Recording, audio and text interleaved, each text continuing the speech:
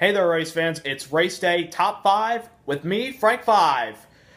It's been so long, and the drought ends for Richard Childress Racing and Ryan Newman. They're back in the playoffs for 2017. So let's get down to business. Ryan Newman, as I mentioned, is back in Victory Circle, and he's in the playoffs for 2017. It's been 4 years since Ryan Newman has won. His last victory was at the 2013 Brickyard 400, but that was not driving for Richard Childress. That was with Stewart Haas Racing. Richard Childress' last win was with Kevin Harvick in the fall of 2013. So it's been a long time for both those guys, and they're back in Victory Circle, which is it's pretty cool for Richard Childress Racing because he's a good car owner. And I know last year Austin Dillon should have won at least maybe 2 races, and Newman could have won at least 1 race last year, but didn't come into play. But they're back, and they're in the playoffs as Newman captured the win over Kyle Larson, who is now the points leader after today. Kyle Busch, who was the best car until a late race caution, which I'll get to that in a little bit, finished 3rd. Ricky Stenhouse finished 4th, and Brad Keselowski 5th. Number 2, Chase Elliott. We led a lot of laps today, but we got shuffled in the restart to 12th. But not a bad day. We led laps, and we showed we have the capability to win at Phoenix. But, we're going to get that victory with Alan Gustafson at Phoenix eventually because he's won there with 3 different drivers. Kyle Busch, Mark Martin, and Jeff Gordon. It's going to happen for Chase Elliott eventually. Number 3, everybody expected, oh boy, Kevin Harvick's going to win again. Shocker. He didn't because he didn't show any speed. He didn't even lead a single lap today. They struggled all week long.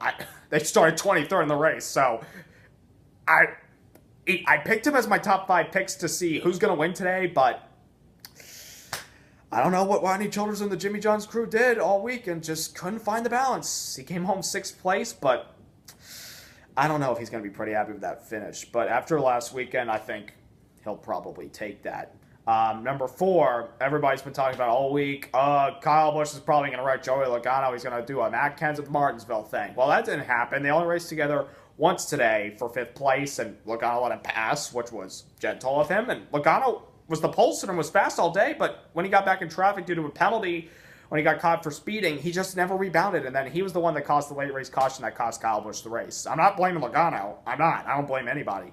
Just the brakes.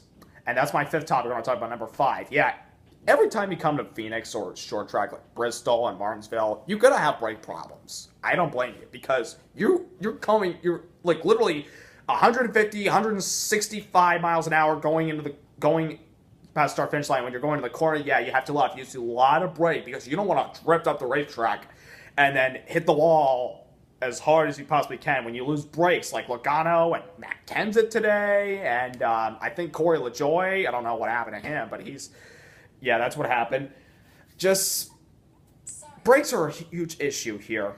That's all I can say about that, and can't imagine what the brakes are going to be like after Martinsville in just a few weeks. Everybody needs to take care of their brakes next time they come back here because this will be the last race before Homestead. So everybody needs to take note of that. A couple of good other things to talk about before I sign off. Jimmy Johnson finally break through for a top 10 this season. So did the rookies Jones and Suarez. Actually, the funny thing is, let's see. Newman, Stenhouse, Johnson, Jones, Suarez. All those guys, the first top 10 of the season. Johnson, Jones, and Newman have had the cars to finish in the top 10. They just, bad luck played them. But not today, especially for Ryan Newman. And I'm glad he's back in Victory Circle. And tip of the hat to Luke Lambert. Mr. Beardman got it done for Newman and the team by staying out. So looking forward to the last race of the West Coast Swing. NASCAR Goes West next weekend at 5:10. Hopefully everybody else is ready out there. So don't forget to subscribe. Don't forget to like. Congrats to Ryan Newman. And one more West Coast Swing race, and then we're going to Martinsville. Have a nice night.